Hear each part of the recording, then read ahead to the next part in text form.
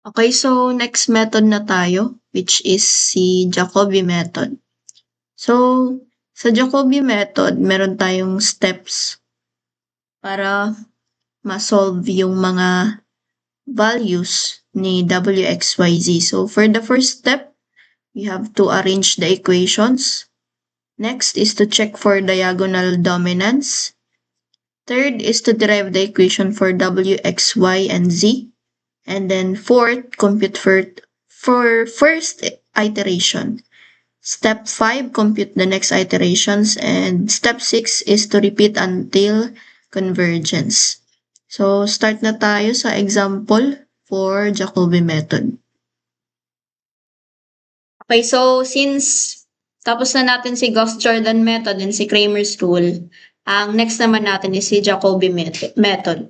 And sa Jacobi method, ang pinakaunang kailangan mong gawin is to check kung diagonally dominant ba yung equation na given.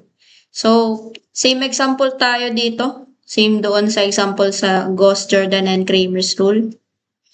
Then, para mahanap kung diagonally dominant ba siya, titingnan natin if yung constant ng nasa main diagonal natin, kung greater than ba siya or less than siya doon sa summation ng constant ng other variables na kasama niya sa equation. So, for example, itong equation 1, ang nasa main diagonal natin yung constant na nasa W. So, magiging 10 yun. 10 ang nasa main diagonal natin. And then, titingnan natin if greater than ba siya sa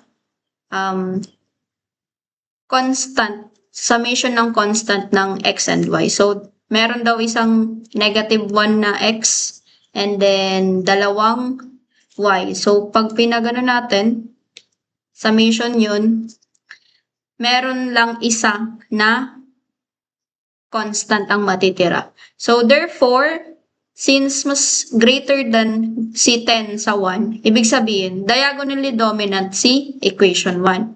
Sa equation 2 naman, ang magiging nasa main diagonal natin is yung values or yung constant na nasa X. So, since 11 to, and then yung isa summation natin yung ibang variables, merong isang W, then mababawasan ng isang Y, tapos madadagdagan ng 3. So, 3 and 11 is greater than 3, kaya diagonally dominant din si equation 2. Dito naman sa equation 3, ang nasa main diagonal natin is si 10, since yun yung nasa Y variable. So, si 10 daw, titingnan natin if greater than or less than siya dun sa iba. So, meron tayong dalawang W minus 1 na X and isang Z. So, 0, ibig sabihin greater than din si 10. Diagonally dominant din si equation 3. Then, sa equation 4, last, nasa Z ang kukunin natin since yun yung nasa main diagonal. And then, equal natin yung other variables. Merong 3. And then, babawasan ng isa. Kaya 2 na lang na matitira. And greater than ulit. So, diagonally dominant si equation 4. So, ang question, paano pala pag hindi diagonally dominant yung equation na, kunwari, si equation 3, hindi siya diagonally dominant.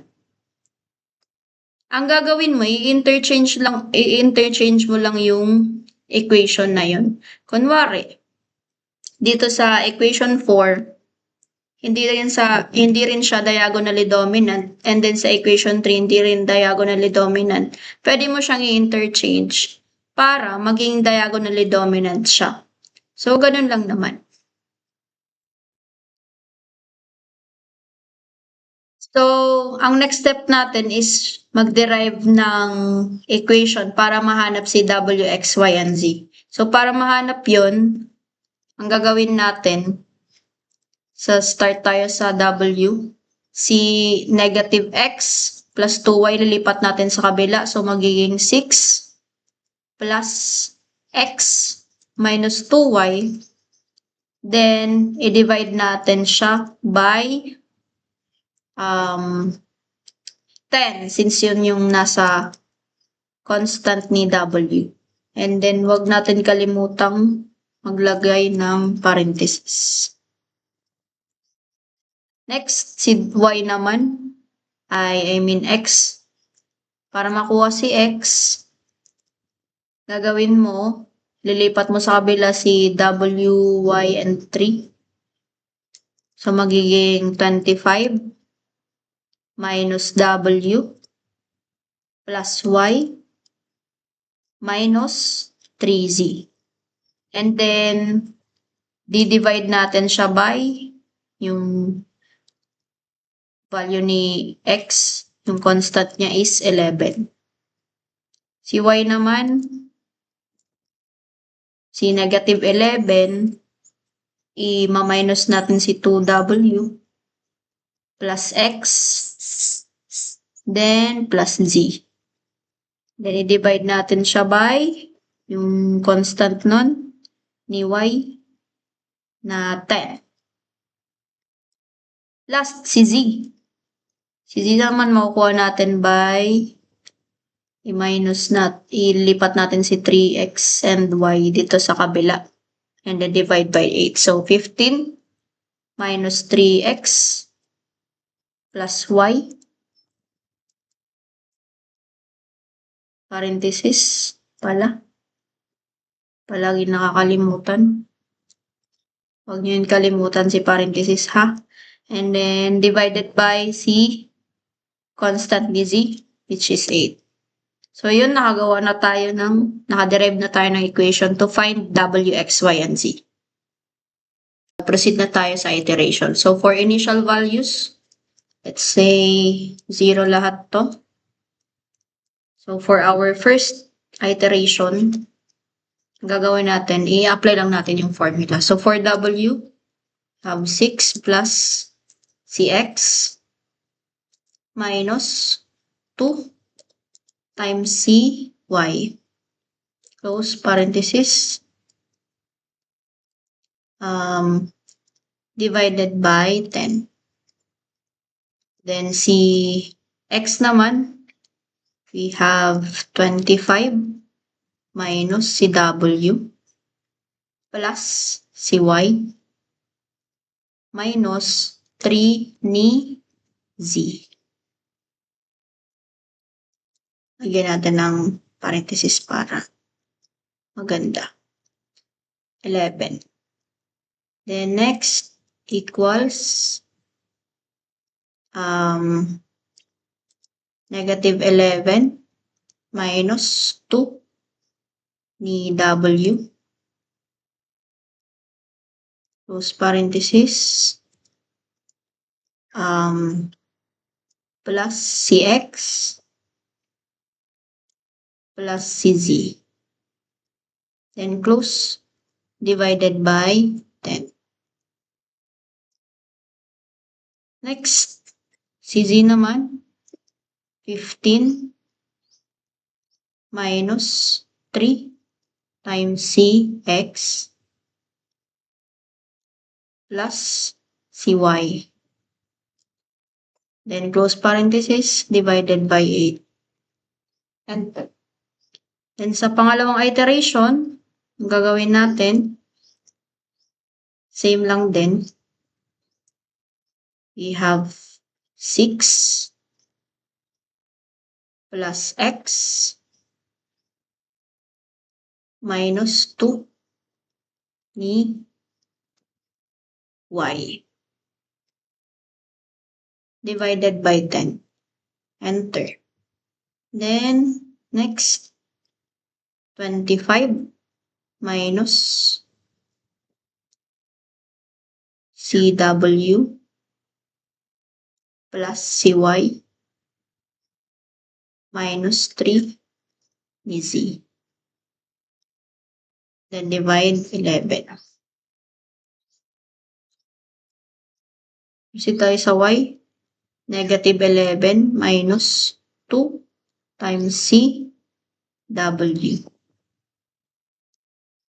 plus value ni X plus CZ. And then divided by 10. Last CZ, 15 minus 3 ni X. Nakalimutan kong lagyan ng equal. Equal 3 ni X. Plus CY. Close parenthesis divided by 8. Then, ang gagawin natin, highlight lang natin to. Then, drag pababa.